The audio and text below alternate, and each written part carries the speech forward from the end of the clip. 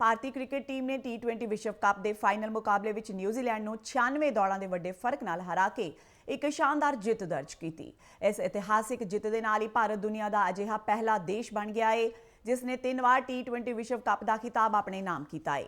ਭਾਰਤੀ ਖਿਡਾਰੀਆਂ ਨੇ ਲਾਮਿਸਾਲ ਖੇਡ ਤੇ ਦ੍ਰਿੜ ਇਰਾਦੇ ਦਾ ਪ੍ਰਦਰਸ਼ਨ ਕੀਤਾ। ਭਾਰਤੀ ਟੀਮ ਦੀ ਇਸ ਬੇਮਿਸਾਲ ਸਫਲਤਾ ਤੇ ਦੇਸ਼ ਦੀ ਰਾਸ਼ਟਰਪਤੀ द्रौपदी मुर्मू, उप राष्ट्रपति CP राधाकृष्णन ਤੇ ਪ੍ਰਧਾਨ ਮੰਤਰੀ ਨਰਿੰਦਰ ਮੋਦੀ ਨੇ ਖੁਸ਼ੀ ਦਾ ਪ੍ਰਗਟਾਵਾ ਕਰਦਿਆਂ ਟੀਮ ਨੂੰ ਵਧਾਈ ਦਿੱਤੀ ਹੈ। ਰਾਸ਼ਟਰਪਤੀ ਨੇ ਟੀਮ ਇੰਡੀਆ ਨੂੰ ਵਧਾਈ ਦਿੰਦਿਆਂ ਕਿਹਾ ਕਿ ਭਾਰਤ ਨੇ ਇਤਿਹਾਸ ਦੀਆਂ ਕਈ ਸਿਖਰਾਂ ਨੂੰ ਛੂਹਿਆ ਹੈ। ਉਹਨਾਂ ਕਿਹਾ ਕਿ 3 ਵਾਰ ਕੱਪ ਜਿੱਤਣਾ ਤੇ ਲਗਾਤਾਰ 2 ਵਾਰ ਖਿਤਾਬ ਬਰਕਰਾਰ ਰੱਖਣਾ ਸਾਡੇ ਨੌਜਵਾਨਾਂ ਦੀ ਅਮੀਰ ਪ੍ਰਤਿਭਾ ਦਾ ਪ੍ਰਤੀਕ ਹੈ। ਉਪ ਰਾਸ਼ਟਰਪਤੀ ਨੇ ਕਿਹਾ ਕਿ ਉਹਨਾਂ ਨੇ ਇਸ ਜਿੱਤ ਨੂੰ ਇੱਕ ਇਤਿਹਾਸਿਕ ਤੇ ਵਧੀਆ ਪ੍ਰਦਰਸ਼ਨ ਦੱਸਿਆ। ਉਹਨਾਂ ਕਿਹਾ ਕਿ 3 ਖਿਤਾਬ ਜਿੱਤਣ ਵਾਲੀ ਪਹਿਲੀ ਟੀਮ ਬਣਨਾ ਦੇਸ਼ ਲਈ ਮਾਣ ਵਾਲੀ ਗੱਲ ਹੈ ਤੇ ਇਹ ਲੱਖਾਂ ਪ੍ਰਸ਼ੰਸਕਾਂ ਦੇ ਸਮਰਥਨ ਦਾ ਨਤੀਜਾ ਹੈ।